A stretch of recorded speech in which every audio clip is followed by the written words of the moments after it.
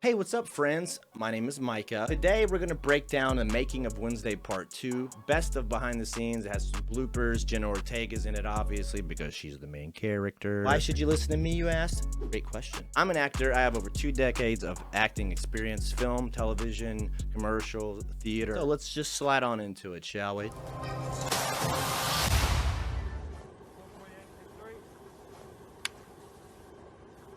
For those of you who don't know, that is called a slate. They used to write on them back in the day. This is a digital slate. That guy right there has like the title, what scene they're on, how many takes it takes. How many takes it takes. Snap. Lights, Ready, camera, and action. 3, 2, 1, go! Woo!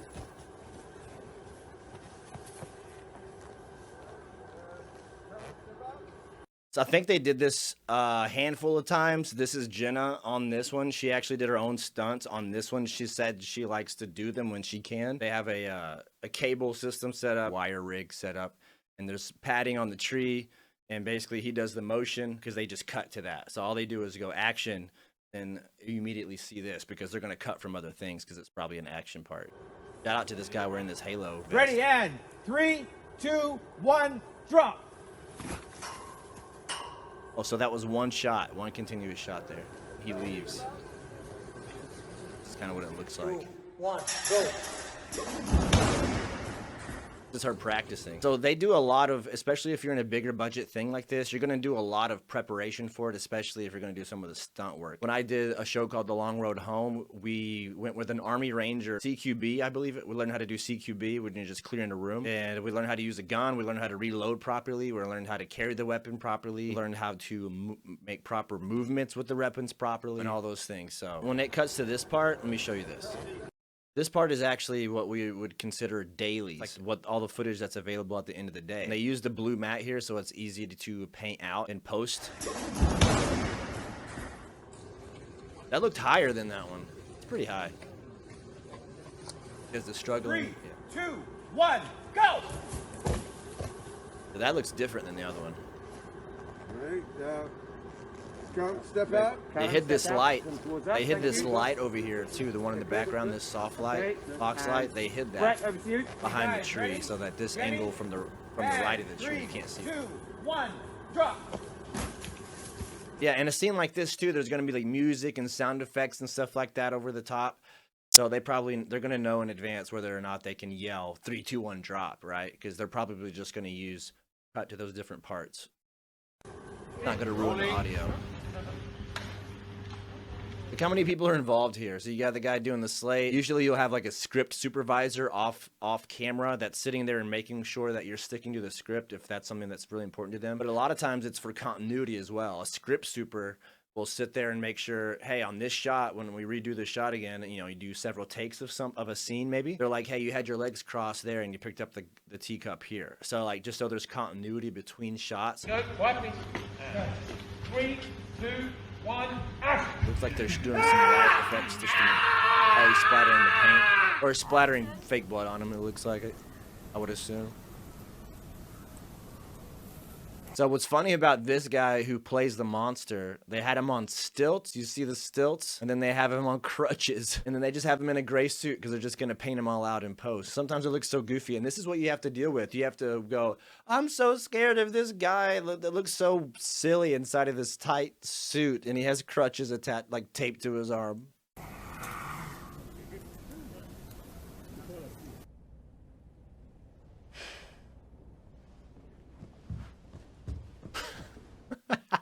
The actor Victor, who plays Thing, he's known to be a very physical actor, so they hired him to kind of do the creepy hands all the time. There's a little bit of a prosthetic on his hand, obviously, because they want it to look like Thing. And he just wears the blue suit, and they just paint him out in post. But look, this is what you have to do. You have to suspend all reality and pretend like there isn't a guy there just being creepy, and you have to be serious. I know I'm stubborn, single-minded, and obsessive. He was throwing gang signs. Those are all traits of great writers. Yes, and serial killers. What's your point?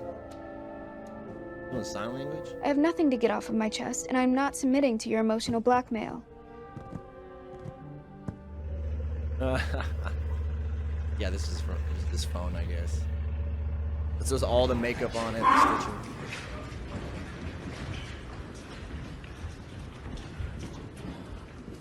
I will expunge you abominations from this earth! You have a guy up here sneaking a shot off camera. See, the camera is set up this way, so he's clearly out of frame.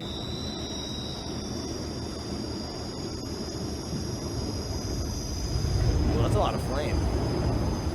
They probably doused that tree in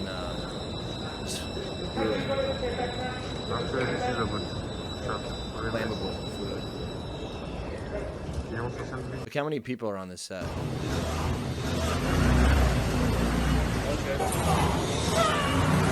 What's cool nowadays is that a lot of these setups are wireless, so they can be pretty mobile. Yeah, that's cool. Come on, Joe. Practicing how to do flips. Cool.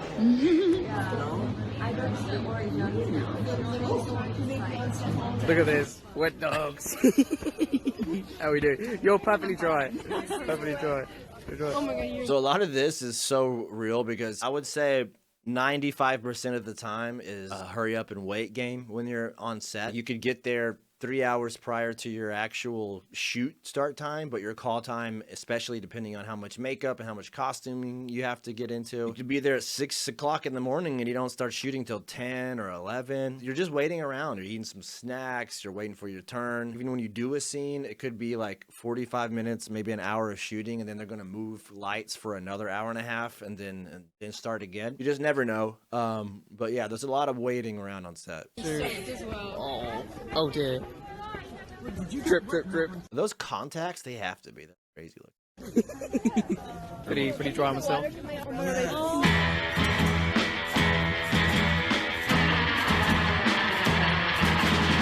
they're fencing. Practicing their fencing battle. That's cool.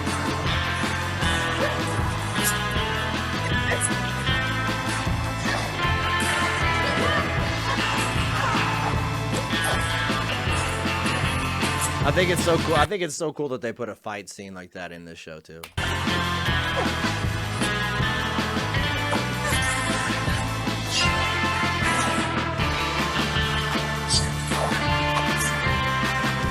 got it.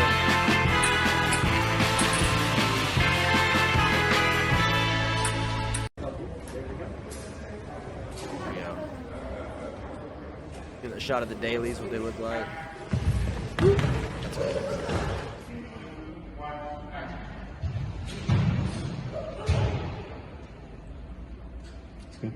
Yeah, here doing superhero moves, dude.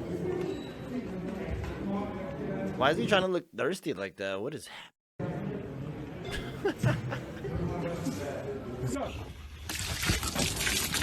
Oh. Look at this slob. What you saying? Everyone's wet.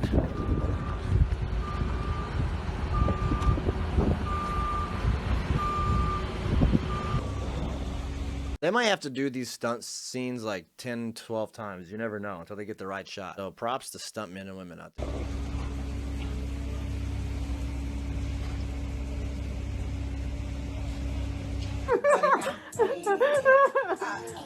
Join in!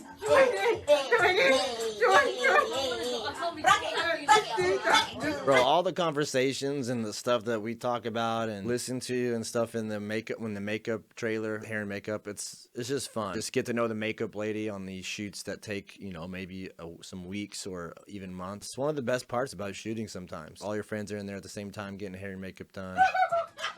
Acting a fool. So easy. So nice. Oh my god.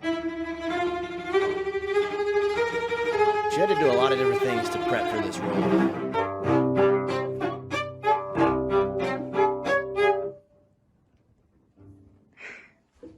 Fuck. Awful stuff. Awful thing. Awful. This is a horrible thing. Appreciate you guys watching me, spending your time with me today. Subscribe if you think you learned something today. If you love the show Wednesday Addams, you want to see another breakdown of actual scene, click right here. See you next time.